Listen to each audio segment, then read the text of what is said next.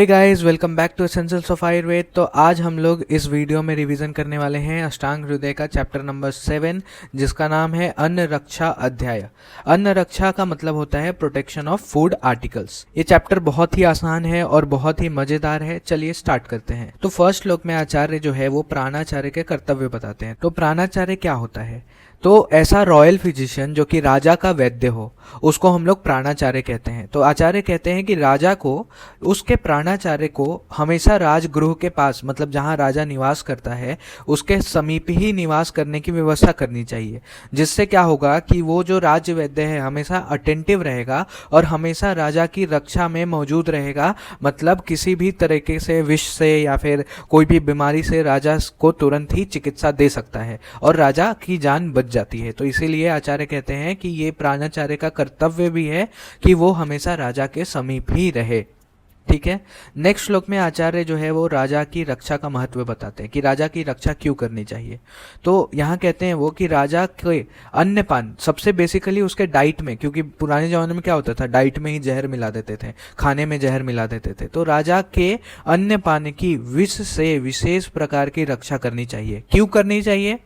क्योंकि जो योग होता है, योग और क्षेम, वो राजा के ही अधीन होता है। यानी कि जो वेल्थ होता है, अगर राजा हेल्दी रहेगा, राजा वेल्दी रहेगा, तो ही प्रजा जो है वो अच्छे से रह पाएगी, प्रजा वेल्दी रह पाएगी। अगर राजा ही धनहीन रहेगा, वेल्दी नहीं रहेगा, उसके पास प्रॉस्पेरिटी नहीं रहेगा, तो अपनी प्रजा की क्या ही हेल्प कर पाएगा। साथ ही धर्म आदि, यानी कि धर्म, अर्थ, काम, मोक्ष की प्राप्ति के साधन भी योग और क्षेम ही होते हैं। इसीलिए राजा की रक्षा का महत्व यहाँ पे बताया गया है। नेक्स्ट श्लोक में आचार्य जो है वो विषाक्त ओदन के लक्षण बताते हैं। ओदन मतलब यहाँ पे भात, यानी कि जो राइस होता है वो जब विषाक्त होता है तो उस कैसा लक्षण दिखाई देता है। तो विषाक्त युक्त ओदन या फिर भात, उबले हुए चावल सांद्र हो जाते हैं, यानी कि बहुत ही विस्कस हो जाते हैं। उसे नितारना संभव नहीं होता है, उससे पसाना संभव नहीं होता है। ठीक है। जैसे होता क्या है ना कि माड़ निकाल देते हैं, चावल से जो माड़ निकाल देते हैं वो पॉसिबल नहीं हो पाता है। बहुत देर में पकता है और पक्व होने पर पर्यूषित, मतलब बहुत जल्दी खराब भी हो जाता है। एक तो देर से पकता है और पकने के बाद तुरंत खराब भी हो जाता है। इसकी ऊष्मा मयूर कंठ तुल्य, यानी कि मोर के गले के रंग के, पिकॉक्स नेक के जैसा होता है जो स्टीम निकलता है। इसका सेवन करने से मोह, यानी कि डेलीरियम होता है, मूर्छा आती है, फेंटिंग, बेहोशी छा जाती है और प्रसेक, लाला श्राव उत्पन्न होने लगता है, बहुत ज्यादा सलाइवेशन होने लगता है। यह वर्ण, गंध और आदि से रहित होता है, क्लीन होता है, यानी कि वाटरी होता है और चंद्रिका युक्त होता है, यानी कि पानी में पड़ी तेल के बूंदे की तरह वो चमकता है। तो ऐसे लक्षण वाले जो चावल होते हैं वो विष युक्त होते हैं, तो इसका ध्यान रखना चाहिए। ठीक है। नेक्स्ट श्लोक में विषाक्त व्यंजन की लक्षण बताते हैं। विषाक्त व्यंजन का क्या क्या लक्षण है? तो सविष व्यंजन, यानी कि जो भी कोई भी फूड आर्टिकल जिसमें विष मिला हुआ है वह शीघ्र ही सूख जाता है, वो तुरंत ही ड्राई हो जाता है। इनका जो क्वाथ होता है, यानी कि उसका जो रस होता है वो ध्याम, यानी कि बेसिकली ब्लैकिश कलर का हो जाता है, तुरंत ही ब्लैकिश कलर का हो जाता है। इसमें जो छाया होती है वो हीन छाया दिखती है, या फिर अतिरिक्त छाया दिखती है, या फिर बहुत ही ज्यादा विकृत छाया दिखती है।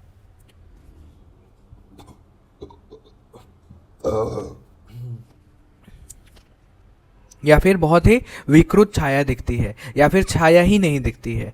फिर विषाक्त व्यंजन फेन युक्त होता है, उसमें फेन उत्पन्न होता है। ऊर्ध्वराजी, उसमें क्या होता है, स्ट्राइप्स, रेखाएं दिखने लगती हैं। सीमंत, यानी कि भागों में विभक्त हो जाता है, मतलब कैसा, दो भाग में विभक्त हो जाता है। तंतु युक्त हो जाता है, यानी कि चाशनी कैसे तार युक्त होता है तो उसी तरह थ्रेडी हो जाता है ये। फिर बुदबुद या फिर बुलबुले उठने लगते हैं, उस व्यंजन में से बुदबुदे उठने लगते हैं या बुलबुले उठने लगते हैं। फिर राग, खांडव, शाक, आमिष, यानी कि जो मांस होता है, ये सब विच्छिन्न हो जाते हैं, यानी कि कटे फटे, डिसइंटीग्रेटेड हो जाते हैं और विकृत रस वाले हो जाते हैं, यानी कि उसका रस खराब हो जाता है।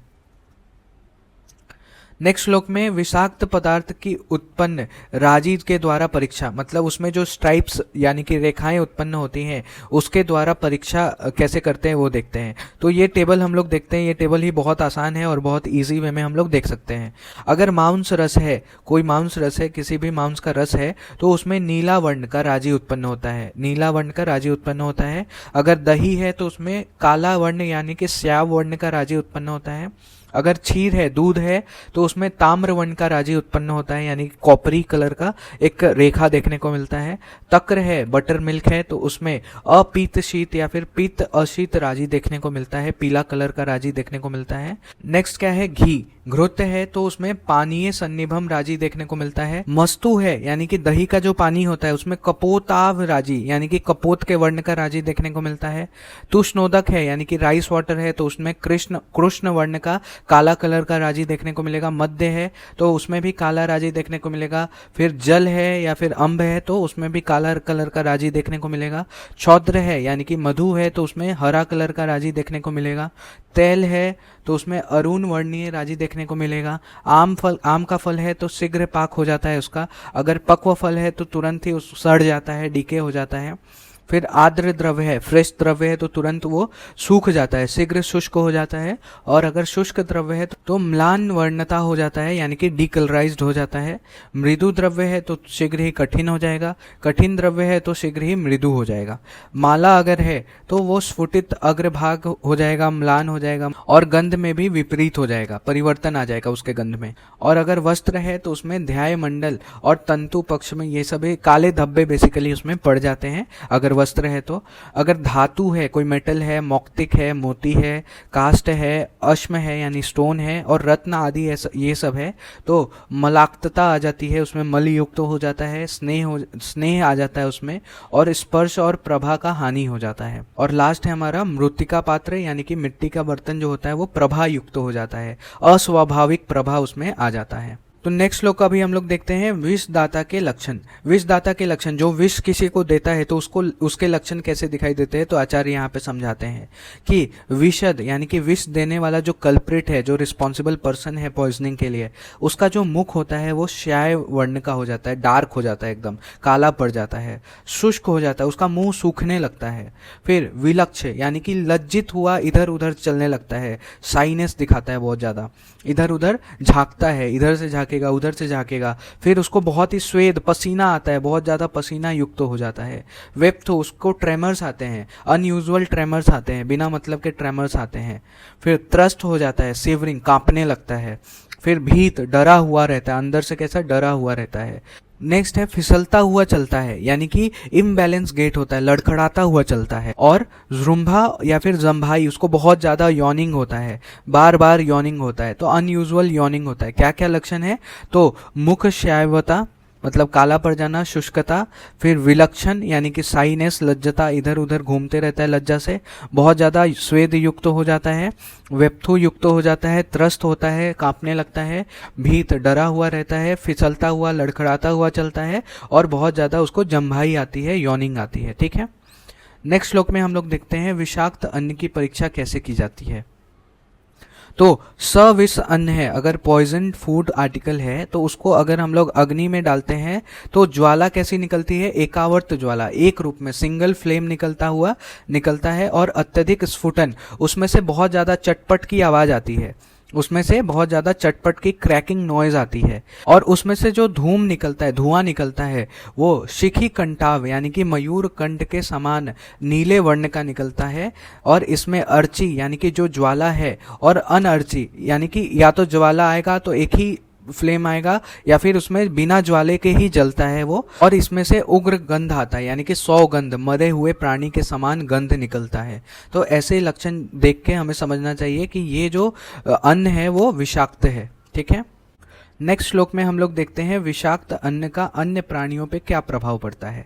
तो यहाँ पे एक टेबल दिया हुआ है, इस टेबल में बहुत अच्छे से बताया गया है। तो जो मक्षिका है, मक्खी है, हाउस फ्लाई, उसकी मृत्यु हो जाती है। जो काक होता है, कौवा होता है, उसके जो स्वर होता है वो क्षय हो जाता है, क्षाम हो जाता है। जो सूख है, जो पैरोट होता है, दात्यु होता है, सारिका होता है, उसको उत्क्रोश आता है यानी कि जोर जोर से वो चिल्लाने लगता है। फिर हंस जो है वो प्रस्लखन यानी कि लड़खड़ाते हुए चलने लगता है। जो जीव है उसको ग्लानि होती है, गिल्टी फील होता है। जो चकोर पंछी है उसका अक्षी वैराग्य हो जाता है, आंख लाल हो जाता है उसका। जो क्रॉच पंछी है वो मद हो जाता है, इंटॉक्सिकेशन हो जाता है उसको। फिर कपोत है यानी कि पिजन, परभृत्य है, दक्ष है, चक्रवाका है, ये सभी की मृत्यु हो जाती है। मार्जरा जो बिल्ली होती है, उद्वेग आता है, इरिटेशन होता है उसको। वानर जो होता है उसका मल त्याग हो जाता है, डायरिया हो जाता है उसको। और जो मयूर होते हैं वो एकलौता जो है वो विष से खुश होता है। नेक्स्ट श्लोक में हम लोग विषाक्त अन्न का सावधानी पूर्वक त्याग कैसे करें वो देखते हैं। तो इस प्रकार इन विषाक्त अन्न का इस तरह से परित्याग यानी कि डिस्पोज करें कि क्षुद्र प्राणी भी, छोटे से छोटे क्रिएचर भी उससे ना मरे और किसी को नुकसान ना हो। नेक्स्ट श्लोक में विषाक्त अन्न स्पर्श से उत्पन्न विकार और उनकी चिकित्सा। तो क्या क्या विकार उत्पन्न होगा जब हम लोग उसको खाली टच करेंगे। तो विषाक्त अन्न से अगर हम लोग इसको स्पर्श करते हैं तो कंडू होगा, दाह उत्पन्न होगा, बर्निंग सेंसेशन होगा, इचिंग होगा। ऊषा यानी कि जो जहाँ पे टच करेंगे स्थानिक दाह, वहाँ पे लोकल, वहाँ पे बर्निंग सेंसेशन होगा। ज्वर आएगा, फीवर आएगा। अर्ती वहाँ पे पेन होगा। फिर स्फोट यानी कि ब्लिस्टर्स का फॉर्मेशन हो सकता है। सुप्ति या फिर शून्यपन, वहाँ पे नम्बनेस हो जाएगा। नख, नाखून और रोम यानी कि जो बाल होते हैं, बॉडी हेयर्स होते हैं, वो गिरना स्टार्ट हो जाएंगे। और सोफ यानी कि एडिमा कॉज हो जाएगा। इसके उपचार बताए गए हैं कि विषनाशक एंटी पॉइजनस शेक करना, उसका परिशेक करना, वहाँ पे इरिगेशन करना रहता है। और सेव यानी कि उशीर, चंदन, पद्मक, सोमवल्लक, तालीश पत्र, कुष्ठ, अमृता और तगर, इन सभी से बना हुआ लेप अगर हम लोग लगाते हैं जहाँ पे भी ये सभी लक्षण दिखाई दे रहे हैं तो आराम मिलता है अगर हम लोग लोकल एप्लीकेशन करते हैं तो। नेक्स्ट श्लोक देखते हैं। तो मुख में प्राप्त विषाक्त अन्न के लक्षण। तो जब हम लोग विष को खा लेते हैं तो क्या क्या लक्षण है। लाला श्राव, बहुत ज़्यादा सलाइवेशन होगा। जिह्वा और ओष्ठ में जड़ता उत्पन्न हो जाएगी, नमनेस उत्पन्न हो जाएगा। ऊषा अगेन वहाँ पे स्थानिक दाह उत्पन्न हो जाएगा। चिमचिमायन, यहाँ पे एक वर्ड यूज किया है चिमचिमायन, वहाँ पे स्क्रॉचिंग सेंसेशन होता है, चिमचिमाहट होता है। दंत हर्ष, टिंगलिंग सेंसेशन इन टिथ। रसाज्ञत्व यानी कि रस का ज्ञान नहीं होता है, कोई लॉस ऑफ गस्टेटरी सेंसेशन वहाँ पे देखने को मिलता है। और हनु स्तंभ यानी कि लॉक्ड जॉ वो देखने को मिलता है। तो क्या क्या हमें देखने को मिलता है। लाला श्राव, जिह्वा में और ओष्ठ में जड़ता। ऊषा यानी कि स्थानिक दाह मिलता है। चिमचिमायन, ये एक नया हमारे पास है, चिमचिमाहट होता है वहाँ पे, स्क्रॉचिंग सेंसेशन। दंत हर्ष देखने को मिलता है। रसाज्ञत्व यानी कि रस का ज्ञान नहीं होता है। और हनु स्तंभ, तो सभी चीजें जो है बक्कल कैविटी में देखने को मिल रहा है।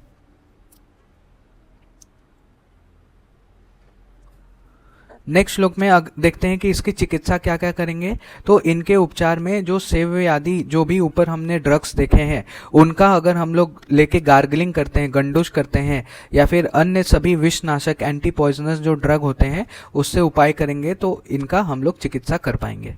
ठीक है। नेक्स्ट श्लोक में हम लोग आमाशय प्राप्त विषाक्त अन्न के लक्षण देखते हैं। आमाशय में प्राप्त यानी कि अब मुंह से खा लिया, अब वो पेट में चला गया विष, तो क्या क्या लक्षण देखने को मिलते हैं। तो सबसे पहले स्वेद उत्पन्न होगा, बहुत ज्यादा एक्सेसिव स्वेटिंग देखने को मिलेगा। मूर्छा, वहां पे क्या होगा, बेहोशी देखने को मिलेगा, फेंटिंग। आद्यमान, टिम्पेनाइटिस यानी कि वो डिस्टेंशन देखने को मिलेगा, एब्डोमेन का डिस्टेंशन देखने को मिलेगा। मद यानी कि इंटॉक्सिकेशन देखने को मिलेगा, पागल जैसा करने लगता है वो। फिर भ्रम यानी कि जिडीनेस, वहां पे चक्कर आएगा उस व्यक्ति को। फिर रोमहर्ष यानी कि उसके जो गूज बम्स हैं उसके गूज बम्स आएंगे, जो रोम है, जो बॉडी हेयर्स हैं वो खड़े हो जाएंगे। वमन देखने को मिलेगा, वॉमिटिंग देखने को मिलेगा। दाह, बर्निंग सेंसेशन, स्टमक में बर्निंग सेंसेशन देखने को मिलेगा। नेत्र में और हृदय की गति जो है वो अवरोध हो जाएगी, हिंड्रेंस वहाँ पे देखने को मिलता है। मूवमेंट अच्छे से नहीं होगा हार्ट में। फिर नेत्र का भी मूवमेंट, आइज का भी मूवमेंट अच्छे से नहीं होगा। जल बिंदु सदृश स्फोट पूरे बॉडी में व्याप्त हो जाएंगे, यानी कि वाटरी ब्लिस्टर्स जो है वो पूरे बॉडी में दिखते हैं। नेक्स्ट श्लोक में पक्वाशय प्राप्त विषाक्त अन्न के लक्षण क्या क्या हैं और उसकी चिकित्सा क्या है। वो जो विषाक्त अन्न है, जो पॉइजनस फूड है, वो स्टमक से कहाँ चला गया, इंटेस्टाइन में चला गया। तो पक्वाशय में जाके क्या क्या लक्षण दिखाएगा वो देखते हैं हम लोग। तो सबसे पहला है कि जब वो पक्वाशय में पहुंचता है तो अनेक वर्ण के वमन होते हैं। Vomitings of the different colours, different colour के वॉमिटिस देखने को मिलेंगे। अति मूत्रता, बहुत ज्यादा पॉलीयूरिया देखने को मिलेगा, बहुत ज्यादा मूत्र फ्रीक्वेंसी बढ़ जाएगा। फिर अतिसार, डायरिया देखने को मिलेगा। तंद्रा, वहां पे लैसिट्यूड, आलसपना देखने को मिलेगा। कृष्यता, इमेसिएशन। पांडु रोग उत्पन्न हो जाएगा, अनेमिया पैलर जिसको कहते हैं। उदर रोग, एसाइटिस देखने को मिलेगा। और बल का ह्रास होना यानी कि लॉस ऑफ स्ट्रेंथ भी देखने को मिलता है हम लोग को। तो क्या क्या देखने को मिलेगा। सबसे पहले तो डिफरेंट कलर के वॉमिटस देखने को मिलेंगे, अतिमूत्रता, अतिसार, तंद्रा, कृष्यता, पांडु रोग और उदर रोग, एसाइटिस जिसको कहते हैं, और बल का क्षय हो जाएगा यानी कि स्ट्रेंथ भी कम हो जाएगा। ठीक है, नेक्स्ट श्लोक में हम लोग देखते हैं कि आमाशय और पक्वाशय गत जो भी विष पहुंचा और अपना लक्षण दिखाया तो उसकी चिकित्सा कैसे करेंगे। तो सबसे पहले क्या करो कि उसको वमन या विरेचन दे दो। उसके बाद जो भी अलग उपरांत विष को प्रशम करने वाले यानी कि विष को पैसिफाई करने के लिए जो भी ड्रग होते हैं उनसे उसको नस से दो, अंजन कर्म करो और पान यानी कि लोकल मेडिकेशन दो। ठीक है, तो कौन कौन से ड्रग होते हैं उसको हम लोग इस टेबल से देखते हैं। तो हरिद्रा, दारू हरिद्रा, कटभी, गुड़ जैगरी जिसको कहते हैं, सिंधु वारिता, निष्पाव, बाष्पिका, सतपर्विका जिसको हम लोग वचा भी कहते हैं, फिर तंडुलियक मूल, तंडुल का मूल, तंडुलियक मूल, फिर कुकुट अंड यानी कि मुर्गी का अंडा, और अवलगुज, अवलगुज यानी कि बाकुची। तो इन सभी ड्रग से आमाशय और पक्वाशय गत जो भी लक्षण उत्पन्न हुए हैं इन सभी ये चिकित्सा करने से शांत हो जाते हैं। इन सभी ड्रग से चिकित्सा करने से शांत हो जाते हैं। ठीक है, ये यहाँ पे टेबुलर फॉर्म में यहाँ पे दिया हुआ है जो कि याद करने के लिए बहुत ही ईजी है। जैसे मुख में जाएगा तो क्या लक्षण, आमाशय में क्या क्या लक्षण दिखाई देंगे, पक्वाशय में क्या क्या लक्षण दिखाई देंगे और उसकी चिकित्सा जो कि अभी हमने देखा, तो ये आप कर सकते हैं यहाँ पे इजी तरीके से। ठीक है, नेक्स्ट श्लोक में हम लोग विषभुक्त की चिकित्सा यानी कि विषभुक्त की चिकित्सा क्या है। तो विषभुक्त क्या होता है, तो जिस व्यक्ति को विषैला पदार्थ खिलाया गया है उसको हम लोग विषभुक्त कहते हैं, जिस व्यक्ति ने विषैला पदार्थ खाया है। इसके उपचार में ऊर्ध्व शुद्धि यानी कि सबसे पहले वमन और अधो शुद्धि यानी कि विरेचन के द्वारा शोधन करने के बाद औषध काल में अति सूक्ष्म ताम्र भस्म को हृदय की विशोधन यानी कि डिटॉक्सिफिकेशन के लिए मधु के साथ मिलाकर देना है। तो क्या करना है, जिसने भी पॉइजन खाया है उसको सबसे पहले वमन कराओ, विरेचन कराओ, उससे शोधन कराना है। उसके बाद उसको ताम्र भस्म मधु के साथ मिला के खाने के लिए देना है ताकि उसके हृदय और माइंड का डिटॉक्सिफिकेशन हो सके। ठीक है, उसके बाद इस प्रकार हृदय विष मुक्त हो जाने के उपरांत रोगी को हेमचूर्ण यानी कि स्वर्ण भस्म 1 शान 3 ग्राम की मात्रा मधु में मिला के देनी है। तो क्या क्या बोला है कि जो जिसने भी विष खाया हो उसको सबसे पहले वमन करो, विरेचन करो, उनसे शोधन करो, उसके बाद उसको ताम्र भस्म जो होता है उसको मधु के साथ मिला के दे दो ताकि उसका डिटॉक्सिफिकेशन हो सके हार्ट और माइंड का। उसके बाद डिटॉक्सिफिकेशन होने के बाद, हृदय शुद्धि होने के बाद स्वर्ण भस्म मिला के दे दो, किसके साथ, मधु के साथ मिला के दे दो 3 ग्राम।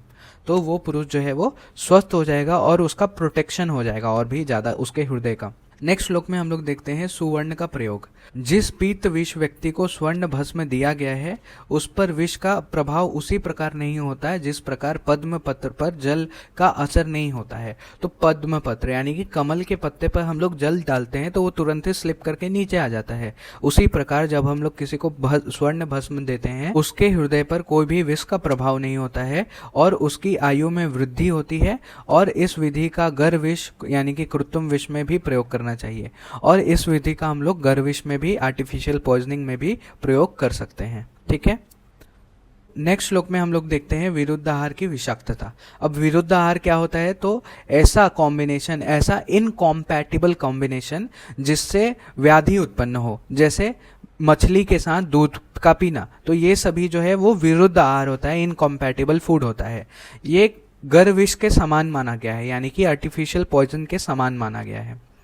नेक्स्ट जो है वो आनुप मांस के विरुद्ध द्रव्य। आनुप मांस से विरुद्ध द्रव्य क्या क्या होते हैं देखते हैं हम लोग। आनुप मांस क्या होता है, यानी कि ऐसे एनिमल के मांस जो कि आनुप देश में पाए जाते हैं। तो आचार्य कहते हैं कि आनुप मांस का प्रयोग ये जो नीचे दिए गए द्रव्य है उनके साथ नहीं करना चाहिए, जैसे मांस हो गया, उड़द जिसको हम लोग कहते हैं छौद्र, मधु, क्षीर, दूध हो गया, विरूढ़क यानी कि जो अंकुरित चीज़ें होती हैं, अंकुरित धान्य होता है उसको भी नहीं साथ में लेना चाहिए आनुप मांस के। फिर बीज, मूलक, मूली, गुड़, जैगरी भी नहीं लेना चाहिए। विशेष करके जो चिलचिम मछली होती है, जो रोहू मछली होती है, बेसिकली इसको रोहू मछली कहते हैं, उसको तो दूध के साथ, पयसा के साथ अत्यंत विरोध है, इसको तो लेना ही नहीं चाहिए, नहीं तो बहुत सारे स्किन डिजीज उत्पन्न हो सकते हैं। नेक्स्ट हम लोग देखते हैं दूध के साथ कौन से ऐसे द्रव्य हैं जो कि विरुद्ध हैं, जिसे हमें नहीं लेना चाहिए। तो सभी प्रकार के अम्ल द्रव्य, यानी कि दूध के साथ कोई भी खट्टी चीज़ें नहीं लेनी चाहिए। सभी प्रकार के फल भी दूध के साथ नहीं लेना चाहिए, चाहे वो अम्ल हो या फिर अनम्ल हो, उनको दूध के साथ नहीं लेना चाहिए, वो इनकॉम्पैटिबल होता है। इसी प्रकार से कुलथ, जिसको हॉर्स ग्राम कहते हैं, वरक विशेष प्रकार का धान्य होता है, कंगू यानी कि फॉक्स मिलेट, वल्ल निष्पाव सेम जिसको कहते हैं, और मकुष्ठक यानी कि मोठ, इनको भी दूध के साथ नहीं लेना चाहिए, दूध के साथ ये विरोध है। तो हमें याद रखने के लिए क्या है कि एक तो अम्ल द्रव्य और कोई भी फल दूध के साथ नहीं लेना चाहिए, और कुलथ को भी दूध के साथ नहीं लेना चाहिए। यहाँ पे अगर दूध के साथ आपको कोई फ्रूट लेना भी है तो सिर्फ आम, पका हुआ आम ही हम लोग ले सकते हैं दूध के साथ, वो कंपैटिबल बताया है, बाकी सारी चीज़ें इनकॉम्पैटिबल बताई गई हैं। जो भी हम लोग मिल्क शेक वगैरह पीते हैं, वो सभी फ्रूट चाट वगैरह खाते हैं, वो सभी विरुद्ध आहार है, तो ये बात ध्यान में रखें। नेक्स्ट हम लोग देखते हैं कि हरितक शाक, यानी कि जो हरी सब्जियां होती हैं उसको भी दूध के साथ विरुद्धता बताई गई है, दूध के साथ नहीं लेना चाहिए। मूलक, कुठेरक आदि हरितक शाक यानी कि जो ग्रीन लीफी वेजिटेबल्स होते हैं उसको भी दूध के साथ नहीं पीना चाहिए, नहीं खाना चाहिए, ये त्याज्य है, मतलब ये नहीं लेना चाहिए। ठीक है, देखते हैं वराह आदि के विरुद्ध द्रव्य कौन से हैं, तो ये हम लोग इस टेबल से देखते हैं, इजी पड़ेगा हमें। तो स्वाविद्य यानी कि से पॉर्क्यूपाइन के मांस के साथ वराह का मांस नहीं लेना चाहिए। दही के साथ पुरुषत यानी कि चित्तल हरिन यानी कि स्पॉटेड डियर का मांस और कुकुट मुर्गे का मांस नहीं खाना चाहिए। जबकि आज का चलन क्या है कि चिकन करी जो बनाते हैं उसमें दही डालते हैं, जो कि एकदम विरुद्ध आहार है, नहीं करना चाहिए। ठीक है, आम मांस यानी कि कच्चे मांस को पित्त के साथ नहीं लेना चाहिए। मांस है यानी कि उड़द है, उड़द का सूप के साथ मूली नहीं लेना चाहिए। नेक्स्ट है अवी यानी कि भेड़ के मांस के साथ कुसुम्भ साक यानी कि सैफफ्लावर नहीं लेना चाहिए। बिस यानी कि लोटस का जो स्टेम होता है उसके साथ विरुद्धक यानी कि स्प्राउटेड ग्रेन जो भी होते हैं वो नहीं लेने चाहिए। लकुच के फल के साथ मांस का सूप यानी कि उड़द का सूप, गुड़, क्षीर, दूध, दही, घी, ये सभी नहीं लेना चाहिए, विरुद्ध माना गया है। और तक्र के साथ कदली फल, बनाना के फल, दही या फिर ताल फल, ये सभी नहीं लेना चाहिए तक्र बटर मिल्क के साथ। और लास्ट है काक माची, उसके साथ हम लोग को पिपली, उशन, मरीच, मधु और गुड़, ये सभी नहीं सेवन करना चाहिए, ये सभी विरुद्ध हैं। ठीक है, नेक्स्ट है अन्य विरुद्ध द्रव्य क्या बताए गए हैं। तो जिन स्नेह यानी कि जो फैट और ऑयल में मत्स्य तली गई है, मछली को तला गया है, उसमें सिद्ध पिपली त्याज्य है, मतलब उसके साथ पिपली नहीं लेना चाहिए। नेक्स्ट है घी के बारे में कि घी अगर 10 दिन तक ब्रॉन्ज के बर्तन में रखा गया हो तो उसको नहीं खाना चाहिए, और ना ही अरुष्कर यानी कि भल्लातक के फल के साथ ले, और ना ही दही को गर्म करके लेना चाहिए। ठीक है, नेक्स्ट है अन्य विरुद्ध द्रव्य में और क्या है। लोहे के सलाका पर भुनी हुई भांस पक्षी का मांस यानी कि जो भी रोस्टेड मीट ऑफ वल्चर और तक्र में सिद्ध कंपिल्लक परस्पर विरोधी होने से अभक्ष्य है, इनको नहीं खाना चाहिए। संयोग विरुद्ध, नेक्स्ट में आचार्य जो है वो संयोग विरुद्ध के बारे में बताते हैं कि एक साथ मिलाकर पायस, सूरा या फिर क्रुशरा यानी कि खिचड़ी, रिच प्रिपरेशन, ये सभी नहीं खाना चाहिए। मतलब संयोग विरुद्ध, दो चीज को मिलाने के बाद अगर वो विष बन जाता है तो उसको हम लोग संयोग विरुद्ध कहते हैं। अगर दो अलग अलग चीज है, जैसे फॉर एग्जांपल मछली है और दूध है, इन दोनों के संयोग से वो विरुद्ध हो जाता है, तो इसलिए इनको नहीं खाना चाहिए, उसको हम लोग संयोग विरुद्ध कहा गया है। यहाँ पे क्या एग्जाम्पल दिया है, पायस, सूरा, क्रुशरा, इन तीनों को एक साथ संयोग करके नहीं खाना चाहिए। नेक्स्ट है मात्रा अनुसार विरोध किया गया है कि मधु, सर्पी, वस्सा, तेल और पानी, इनको 2-2 या 3-3 अवस्था में और सभी को बराबर मात्रा में लेकर एक साथ सेवन विरुद्ध माना गया है। यानी कि अगर हम लोग घी ले रहे हैं और मधु ले रहे हैं तो दोनों को बराबर मात्रा में नहीं लेना चाहिए, नहीं तो वो विष के समान हो जाता है, पॉइजनस हो जाता है। दोनों में से किसी को ज़्यादा कम लेना चाहिए। ठीक है, नेक्स्ट हम लोग देखते हैं मध्व आदि का विरोध। मध्व आदि का विरोध करते हैं आचार्य कि मधु और आज्य यानी कि घृत, अलग अलग विषम मात्रा में होने पर दिव्य वारी यानी कि वर्षा के जल के अनुपान से लेना विरुद्ध है। तो अगर हम लोग मधु ले रहे हैं और आज घृत ले रहे हैं और दोनों की मात्रा सेम नहीं है, लेकिन हम लोग वर्षा के जल के साथ ले रहे हैं, तो वो भी विरुद्ध माना गया है। दूसरा क्या है, मधु और पुष्कर कमल का बीज है, वो भी आपस में विरुद्ध होता है। मधु मरय यानी कि खजूर आसव, धान्य आसव और शर्करा आसव, इनको एक साथ नहीं लेना चाहिए, वो भी विरुद्ध है। क्षरय यानी कि पायस, जो भी पायस है, जो भी खिचड़ी है, उसका मंत्र यानी कि जो सत्तू होता है, सत्तू का जो घोल होता है, इसके अनुपान से सेवन परस्पर विरुद्ध है। यानी कि क्षरय के बाद सत्तू को नहीं पीना चाहिए, सत्तू नहीं पीना चाहिए, ठीक है।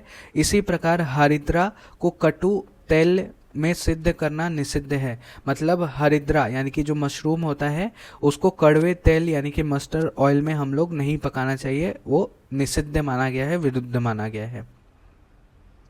नेक्स्ट श्लोक में हम लोग देखते हैं उपोदिका का विरुद्धत्व।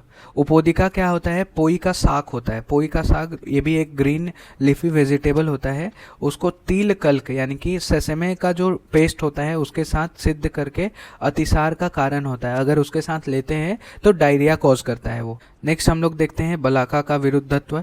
तो बलाका क्या है, पक्षी विशेष का जो मांस होता है, क्रीन बर्ड्स का जो मीट होता है, उसको वारुणी यानी कि जो क्लियर वाइन होता है और या फिर कुल मांस यानी कि जो बॉइल्ड पल्सेस होते हैं उसके साथ निषिद्ध है, नहीं लेना चाहिए। इसी प्रकार बलाका को वराह के वस्सा यानी कि जो भी फैट होता है सुअर का, उसके साथ सिद्ध करके नहीं लेना चाहिए, वो शीघ्र प्राणहर होता है, ठीक है। नेक्स्ट हम लोग देखते हैं तितरी आदि का संस्कार विशेष से विरुद्ध। तो इसी प्रकार तितरी यानी कि जो ब्लैक पार्ट्रिज होता है या फिर पत्राढ़ है यानी कि जो मोर होता है, गोधा होता है, लाव होता है, कपिंजल होता है, इसको एरंड की लकड़ियों के आग में पकाना या फिर एरंड के तेल में सिद्ध करना भी मूर्छित फेंटिंग कॉज कर सकता है। वहाँ पे मूर्छा आ सकती है, बेहोशी हो सकती है अगर हम लोग लेते हैं तो। नेक्स्ट हम लोग देखते हैं हारित के संस्कार विशेष में से विरुद्ध।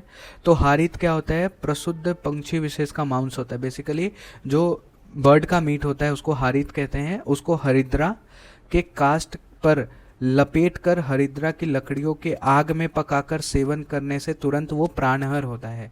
हल्दी के लकड़ी में अगर पकाते हैं या फिर उसको लपेट कर बनाते हैं तो वो प्राणहर होता है। हारित मांस को भस्म, पांसु यानी कि रेत में ध्वस्त या फिर माक्षिक के साथ सेवन करना भी सद्य प्राणहर होता है। ये सभी बेसिकली ध्यान में रखना है। यहाँ पे इस टेबल से हम लोग देख सकते हैं, ये टेबल जो है वो एग्जाम पॉइंट ऑफ व्यू के लिए बहुत सही टेबल है, तो इसको आप ध्यान में रखें, ठीक है। इतना पढ़ने की ज़रूरत नहीं है, ये तो मैंने बस खाली आपका कुछ छूटे ना इसलिए मैंने बता दिया। फिर विरुद्ध की परिभाषा क्या होती है, तो कोई भी पदार्थ शरीर में दोषों को उत्क्लेश तो करता है यानी कि प्रकोपित तो करता है, पर उनका निर्हरण नहीं करता, बाहर उनको नहीं निकालता, इसे ही सामान्यतः विरुद्ध कहा जाता है। यत किंचित दोष उत्क्लेश यानी कि दोष को उत्क्लेश करता है, न हरेत तत् समासतः विरुद्धम यानी कि दोषों का निर्हरण नहीं करता है, खाली उत्क्लेश करता है, उसी को हम लोग सामान्य रूप में विरुद्ध कहते हैं, इनकॉम्पैटिबल कहते हैं।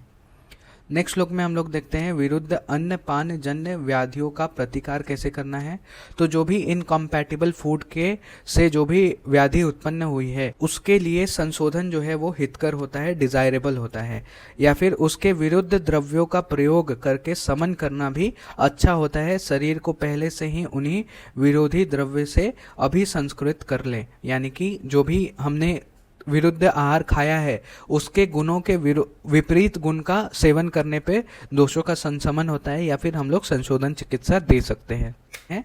व्यायाम आदि से रोग न होने में हेतु, व्यायाम आदि करेंगे तो रोग नहीं होगा, वो क्या हेतु हैं।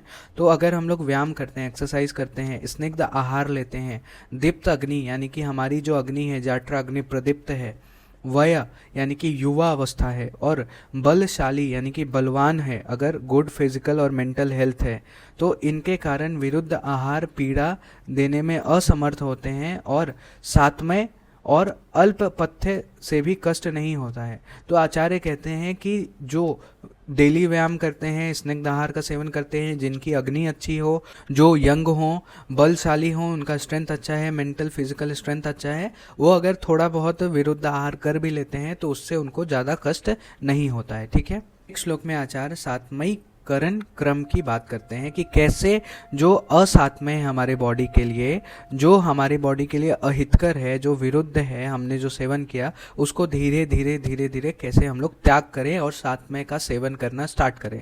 तो अभ्यस्त अपथ्य, जो भी अपथ्य भोजन है उसको पादांश यानी कि 1/4 या फिर पादांश यानी कि षोडश अंश यानी कि 1/16 की मात्रा में त्यागना चाहिए।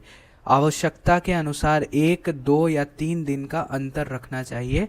यानी मतलब बेसिकली यहाँ पे एकाएक किसी भी चीज़ को नहीं छोड़ना चाहिए, उसको क्रम से ही धीरे धीरे त्यागना चाहिए। ठीक है। क्रम का पालन नहीं करने से हानि क्या होगा? तो यदि अपथ्य को पूर्णतः त्याग देंगे, परित्याग कर देंगे, एक ही बार में छोड़ देंगे और पथ्य का सहसा और पथ्य भोजन, सात्मय भोजन का तुरंत ही अपना लेंगे, तो उससे क्या होता है कि सात्मय और असात्मय जन विकार उत्पन्न हो जाते हैं, सहसा उत्पन्न हो जाते हैं, या फिर अपथ्य सात्मय बना रहता है और पथ्य भी असात्मय हो जाता है। तो जो अपथ्य है वो सात्मय बना रहता है और जो पथ्य लेते हैं हम लोग वो असात्मय हो जाता है और डिजीज उत्पन्न कर देता है। ठीक है। नेक्स्ट श्लोक में हम लोग देखते हैं कि अगर हम लोग क्रम से इसका पालन करते हैं तो उससे लाभ क्या होगा। तो आचार्य कहते हैं कि अगर हम लोग अपथ्य का त्याग करेंगे क्रम से धीरे धीरे, तो और पथ्य का सेवन धीरे धीरे क्रम से करेंगे, तो जो भी दोष शांत हुए हैं वो वापस से उभरेंगे नहीं, वापस से बढ़ेंगे नहीं और उनके गुणों में वृद्धि होगी, गुण और उनका अच्छा हो जाएगा, क्वालिटीज़ बढ़ जाएगी, धातु की क्वालिटीज़ बढ़ जाएगी। ठीक है।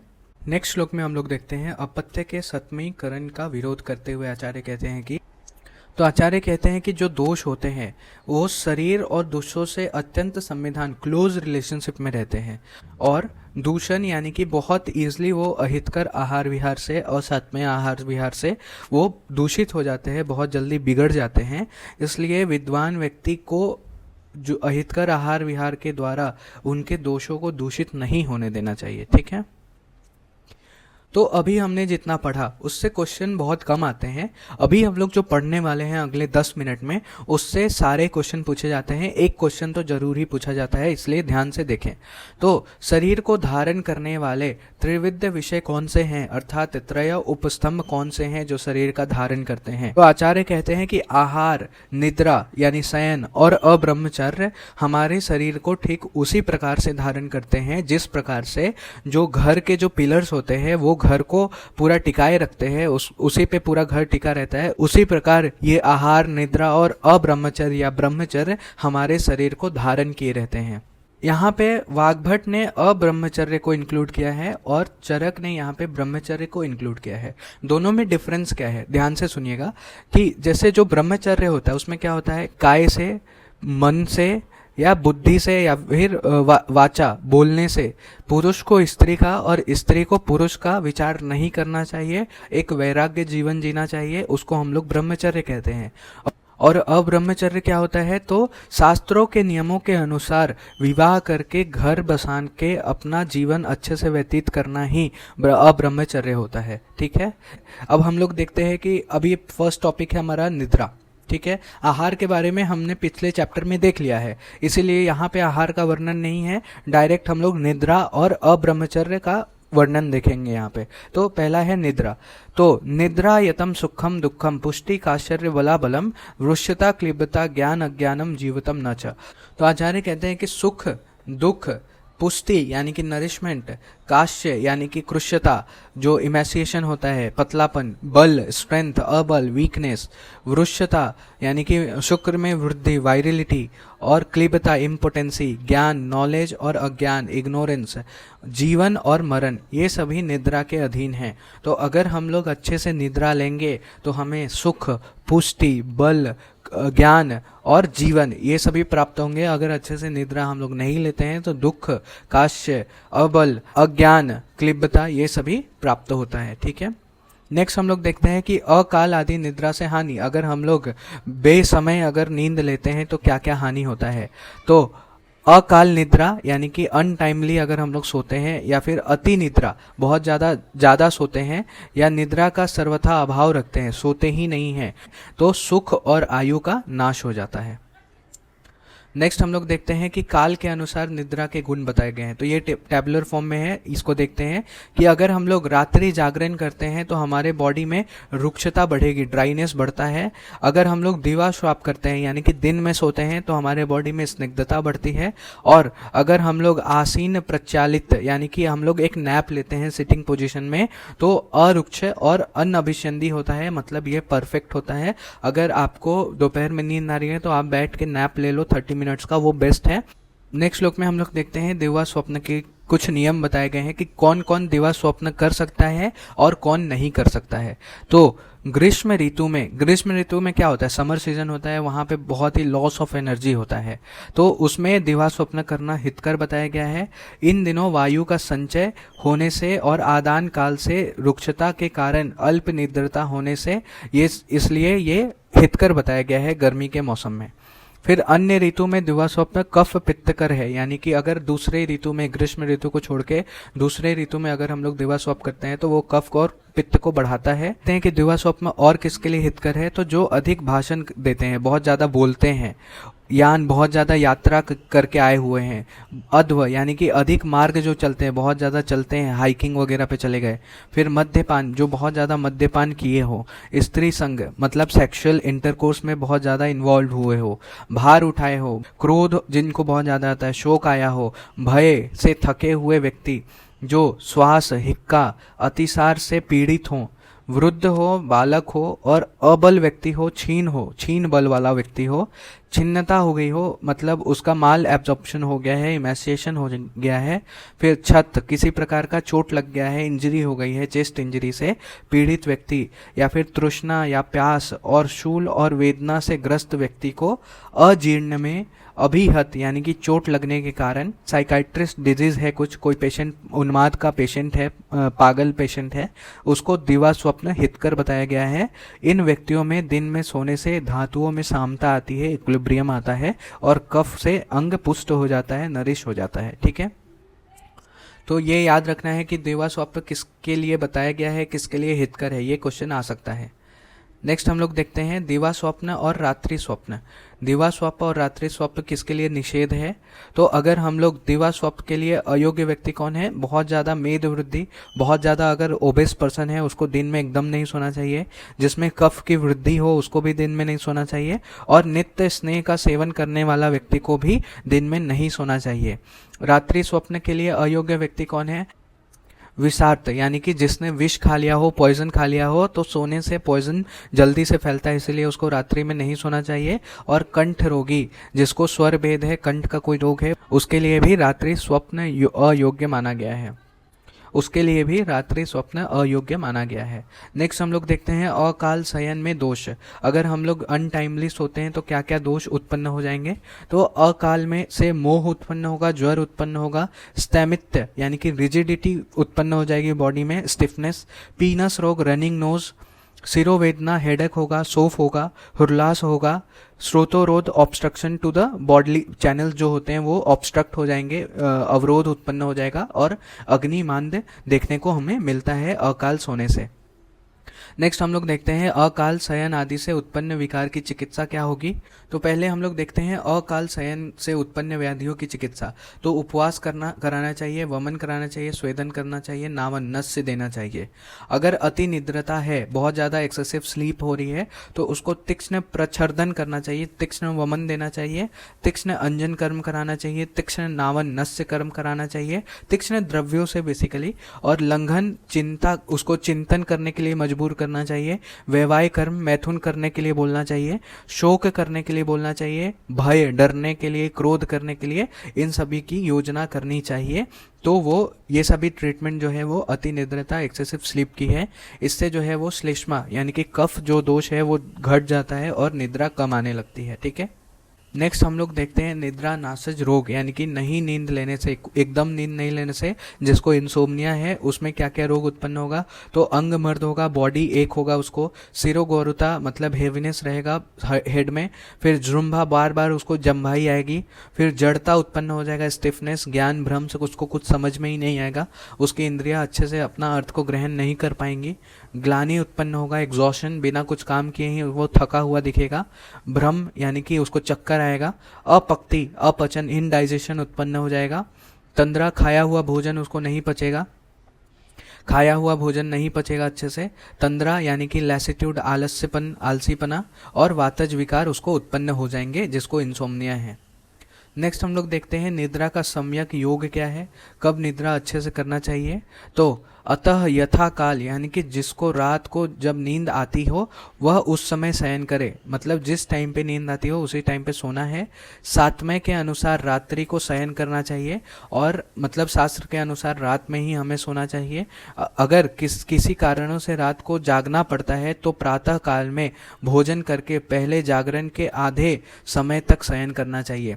यानी कि अगर किसी वक्त जिसका नाइट ड्यूटी रहता है या फिर अगर कोई कारण से हमें रात भर जागना पड़ा है तो सुबह भोजन करके हमें रात में जितना नींद नहीं मिला है उसका आधा हमें दिन में सोना चाहिए। ठीक है। नेक्स्ट हम लोग देखते हैं मंद निद्रा की चिकित्सा क्या है, यानी कि इंसोम्निया या फिर अल्प निद्रा की चिकित्सा क्या है।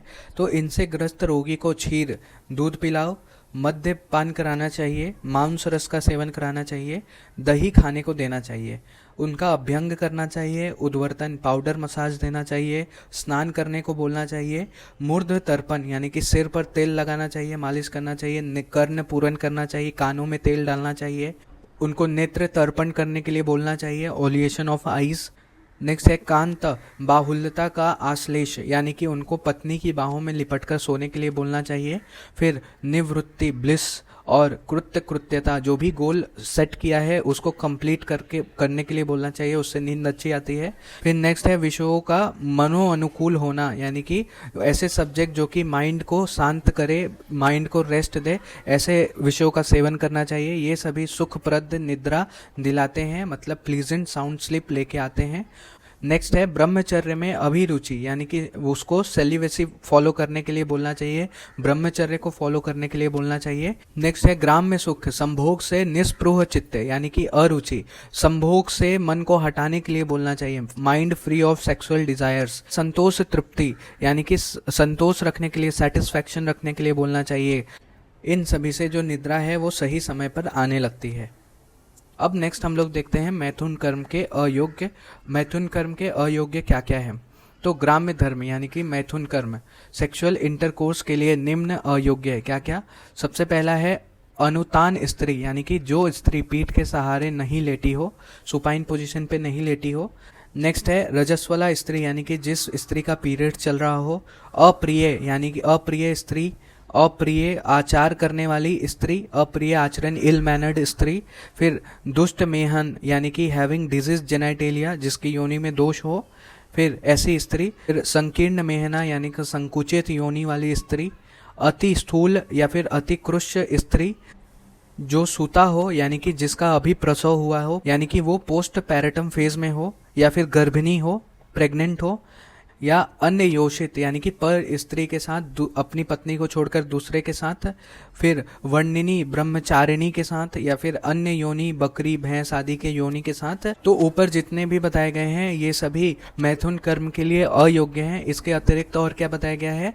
गुरु आलय में यानी कि स्कूल कॉलेज में, देवालय में, टेम्पल में, नृपालय में, राजा के निवास स्थान पर, चैत्य में, सैक्रेड जगह पे, जो भी मतलब धार्मिक जगह हो, पवित्र जगह पे, शमशान में, या फिर आयतन यानी कि स्लॉटर्ड हाउस जहाँ पे मीट वगैरह मिलता है। फिर चतवार में यानी कि चौपाल में, कम्युनिटी सेंटर में। फिर नियर पॉन्ड, पॉन्ड के जगह पे, जल स्थल में। चतुष्पथ यानी कि चौराहे पर। पर्व यानी कि ऑस्पिशियस डेज पे, त्योहारों के दिन में। अनंग यानी कि साइट अदर देन वजाइना दिन में, तो ऐसे जगहों पे भी संभोग नहीं करना चाहिए, मैथुन कर्म नहीं करना चाहिए। संभोग के टाइम पे स्त्री के सिर और हृदय पर मारना नहीं चाहिए। अधिक आहार करने के बाद मैथुन कर्म नहीं करना चाहिए। अधृत विदाउट इंटेंशन या फिर गलत इरादे से मैथुन कर्म नहीं करना चाहिए। भूख लगने पर मैथुन कर्म नहीं करना चाहिए। दुह स्थित अंग यानी कि विषम ढंग से शरीर की स्थिति, ऑकवर्ड पोजीशन में मैथुन कर्म नहीं होना चाहिए। और पिपासा प्यास लगने पर, बाल, वृद्ध, मल मूत्र आदि के वेगों के उपस्थित होने पर और रोगी होने पर मैथुन कर्म का परित्याग करना चाहिए, ऐसा आचार्य कहते हैं। ठीक है, नेक्स्ट श्लोक में हम लोग देखते हैं मैथुन के नियम, क्या क्या नियम है, कब करना चाहिए। तो हेमंत ऋतु और शिशिर ऋतु यानी कि अर्ली विंटर और लेट विंटर में वाजीकरण द्रव्यों का सेवन करके उनसे तृप्त होकर इच्छा पूर्वक स्त्री संभोग यानी कि सेक्सुअल इंटरकोर्स करना चाहिए। लेकिन वसंत ऋतु और शरद ऋतु में 3 दिन के बाद, मतलब 3 दिन का अंतर रख के सेक्सुअल इंटरकोर्स करना चाहिए। और वर्षा ऋतु और ग्रीष्म ऋतु में एक पक्ष यानी कि 15 दिन के बाद ही स्त्री का संभोग करना चाहिए, मतलब 15 डेज के बाद 15 डेज का गैप रखते हुए सेक्सुअल इंटरकोर्स करना चाहिए। नेक्स्ट हम लोग देखते हैं कि मैथुन के नियमों का पालन नहीं करने के उपरांत विकार कौन कौन से होते हैं। जो भी कोड ऑफ सेक्सुअल कंडक्ट है, मैथुन के नियमों का हम लोग नहीं पालन करते हैं तो क्या क्या विकार उत्पन्न होगा। भ्रम होगा, क्लम्ब होगा, उरु दौर्बल्यता, बल का क्षय होगा, धातु का क्षय होगा, इंद्रियों का क्षय होगा, लॉस ऑफ सेंसरी परसेप्शंस, और अपर्व मरण यानी कि अकाल मृत्यु भी, प्री मैच्योर डेथ भी हो सकता है, तो ये घातक है। नेक्स्ट श्लोक में हम लोग देखते हैं स्त्री के विधि पूर्वक सेवन का लाभ। तो अगर हम लोग विधि पूर्वक मतलब नियमों, कोड ऑफ सेक्सुअल कंडक्ट का पालन करते हुए इंटरकोर्स करेंगे तो उससे क्या क्या लाभ होगा। तो स्मृति, मेधा, आयु, आरोग्य, पुष्टि, इंद्रियां मतलब इम्प्रूव्ड सेंसरी रिस्पॉन्स, यश, फेम मिलता है, बल बढ़ता है हमारा, वृद्ध अवस्था जो है वो धीरे धीरे आती है, डिलेड एजिंग, ये सभी लाभ जो है वो विधि पूर्वक किए गए स्त्री सहवास के मिलते हैं हमें। ठीक है, नेक्स्ट हम लोग देखते हैं संभोग के उपरांत सेवनीय क्या क्या है। तो संभोग के उपरांत जो है ये सारी चीज़ें सेवन करनी चाहिए जिससे शरीर का तेज पुनः प्राप्त हो सके। तो स्नान करना चाहिए, अनुलेपन करना चाहिए, शीतल वायु, खंड खाद्य यानी कि जो भी शुगर रिच डाइट होता है, कार्बोहाइड्रेट रिच डाइट होता है, शीतल जल, दूध, मांस रस, युष, सुरा, प्रसन्नता यानी कि क्लियर फ्लूइड ऑफ वाइन पीना चाहिए और शयन करना चाहिए, बेड रेस्ट लेना चाहिए। तो सहवास करने के बाद हमें स्नान करना चाहिए, अनुलेपन करना चाहिए, कार्बोहाइड्रेट रिच डाइट लेना चाहिए, शीतल जल का पान करना चाहिए, दूध पान, मांस रस, युष, सूरा आदि का पान करना चाहिए और निद्रा अच्छे से लेना चाहिए। ठीक है, नेक्स्ट श्लोक में आचार्य भीषक का महत्व बताते हैं। फिजिशियन का महत्व क्या है। तो भूमिपाल यानी राजा को ऐसे भीषक पर या चिकित्सक पर, फिजिशियन पर अपने देह का भार बिना कोई संदेह के सौंप दे जो शुद्ध चरित्र समृद्ध हो, यानी कि शास्त्र और शास्त्र उक्त आचार का पालन करने वाला हो, कर्म में दक्ष हो और दयावान हो। यानी कि पहला क्या है, शुद्ध चरित्र समृद्ध हो, कर्म में दक्ष हो, कर्म में कौशल हो और दयावान हो। ऐसे भीषक पर राजा को अपने प्राणों का भार सौंप देना चाहिए। इससे राजा के तेज यानी कि कॉम्प्लेक्शन में वृद्धि होती है, उसका जो स्वास्थ्य है, कीर्ति है, यश है, प्रभाव है, उसका इम्पैक्ट बढ़ता है और राजा बहुत काल तक स्व उपराजित फल का उपभोग करता हुआ चिरायु यानी कि लंबी आयु को प्राप्त कर लेता है। तो यहाँ पे हमने ये चैप्टर का रिवीजन खत्म कर लिया। Thank you, hope you like the video, please do like, share and subscribe and give your